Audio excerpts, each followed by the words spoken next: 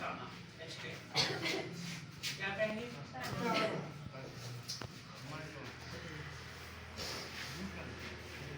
इसका नाम अभी बदल दीजिए, इसका नाम रख दीजिए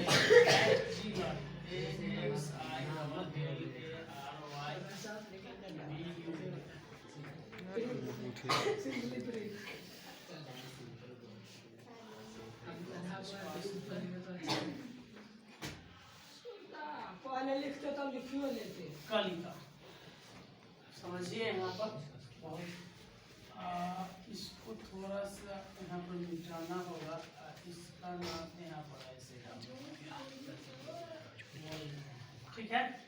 तो यह हुआ आपका पत्ती, सॉरी दाना हुआ, दाना से निकला हुआ है ऐसे पत्ती। आप देखिए ये दाना हो गया स्टेम, अगर स्टेम से ऐसे ऐसे करके फूल कर निकल आता है, यहाँ का भाग फूल जाता है। क्या अब क्या हो रहा है,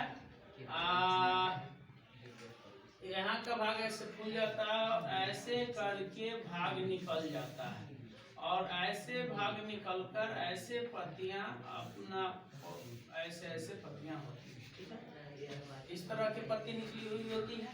तो हम देखेंगे आप यहाँ पर जो ये निकला, इस पत्ती किस पे सेचुरेटेड है, इस पे इताना पर। तो इताना पर निकला तो ई भाग को हम कहेंगे लीफ बेस। लीफ बेस क्या कहेंगे हुआ? Leaf base. नाम नजर यहीं पर रखे। लीफ बेस का मतलब होता है पर्णाधार, यानी पर्ण का आधार। पर्ण का मतलब पत्ती, पत्ता नहीं, पत्ती का आधार, यानी जिसपे वो है वो क्या हो गया? आधार। यहाँ देखो ना, क्या हुआ? आधार। क्या हुआ? आधार। आप देखिए तो ई हो गया आपका आधार, क्योंकि यहाँ से निकला हुआ है और ये ऐसे करके फूला हुआ रहता है।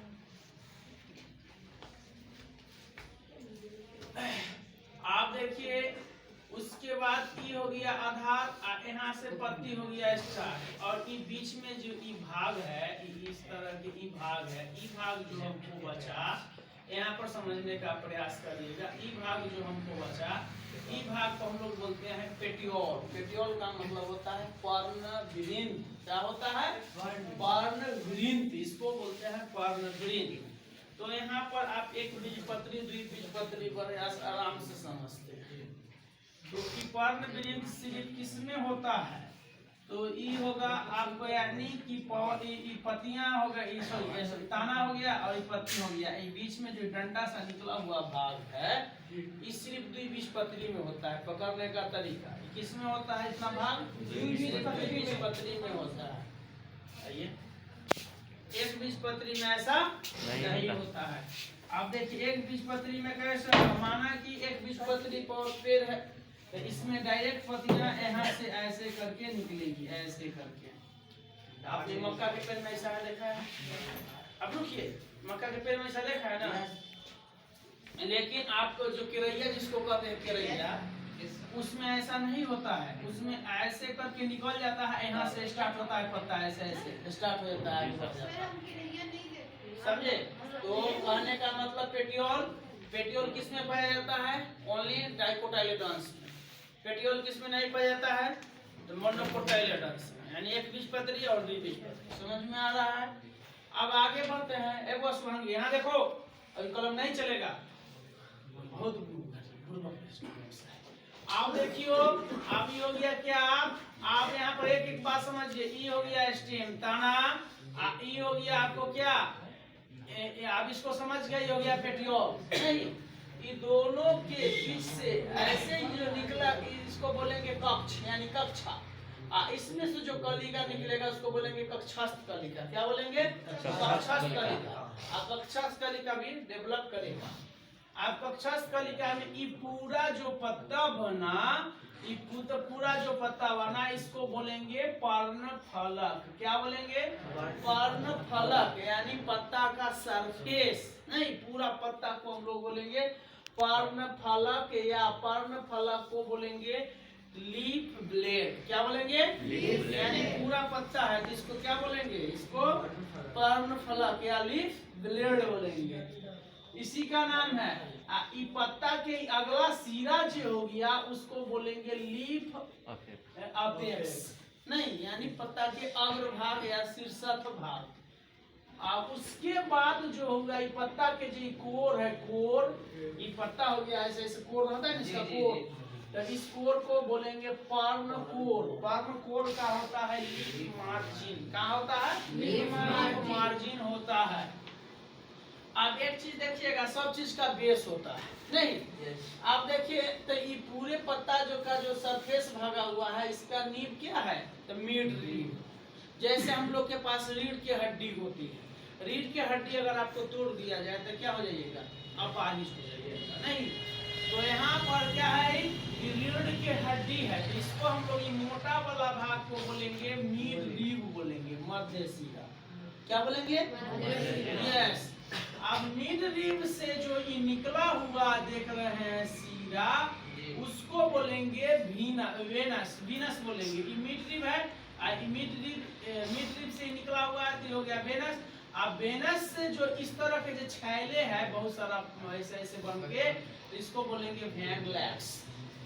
ठीक है, सिलिकाएं। इसको मिड रीव, हेलो मिड रीव मोटा, मोटा से निकला वीनस। अब वीनस से निकला हुआ जो जाल के तरह बनाए हैं उसको बोलेंगे सिलिकाएं। क्या बोलेंगे? सिलिकाएं। क्या बोलेंगे उसको? जो जाल के तरह छैले हैं उसको क्या बोलेंगे? वो छोटा छोटा होता है नहीं, कि मोटा ओकरा मोटा से निकला एकदम छोटा छोटा जो पूरा पत्ता को भर दिया है। हाँ, तो इसको हम क्या बोलेंगे? वैनलेट्स बोलेंगे। क्या बोलेंगे? वैनलेट्स बोलेंगे। ठीक है, तो इतना आप समझ गए। इसको बोलेंगे एक्सिलरी बर्ड, यानी दोनों के बीच में तो क्या हो जाएगा? Axillary bud. ये हो जाएगा स्टेम, और ये हो गया आपका लीफ बेस, ये हो गया पेटियोल। पूरा आपको समझ में आया? अब रुक जाइए। तो अब जिसमें पेटियोल पाया जाएगा वो हो जाएगा सबब्रीन। जिसमें पेटियोल पाए जाएंगे वो क्या हो जाएंगे? जिसमें पेटियोल नहीं पाए जाएंगे हो जाएंगे अब्रीन। बात समझ में आ रही है? ठीक है। आप देखिए पत्ती पौधे के प्रमुख महत्वपूर्ण वर्धी अंग है, यानी बढ़ने वाला अंग है नहीं, क्योंकि ये प्रकाश संश्लेषण की क्रिया द्वारा भोज्य पदार्थ के निर्माण करते हैं।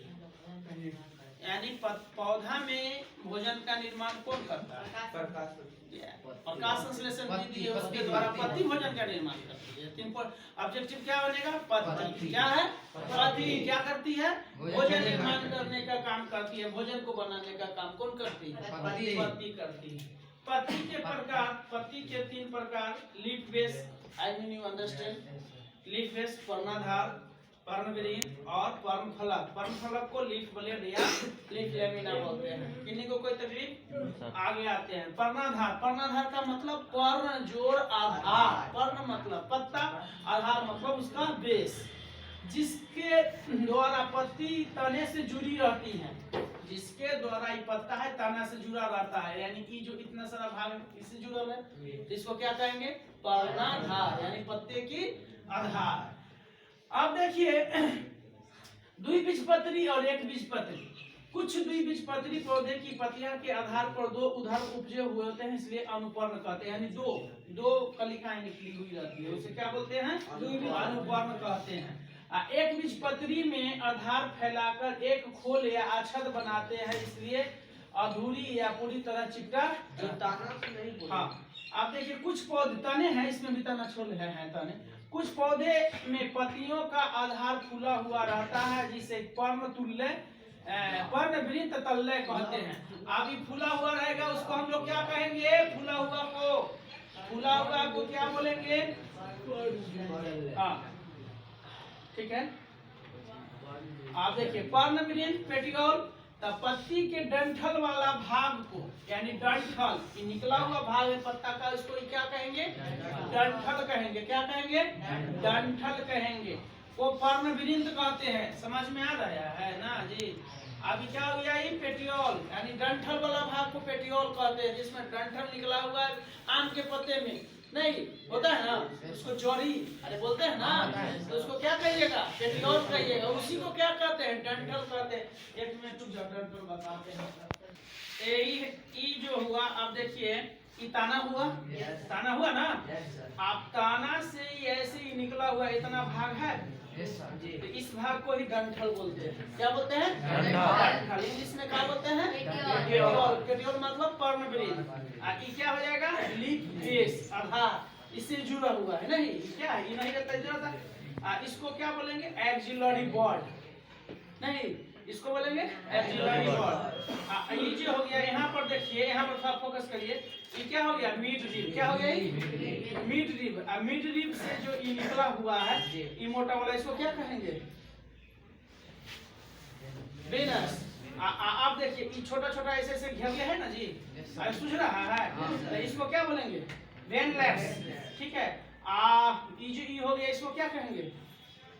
इसको एपेक्स। गुड।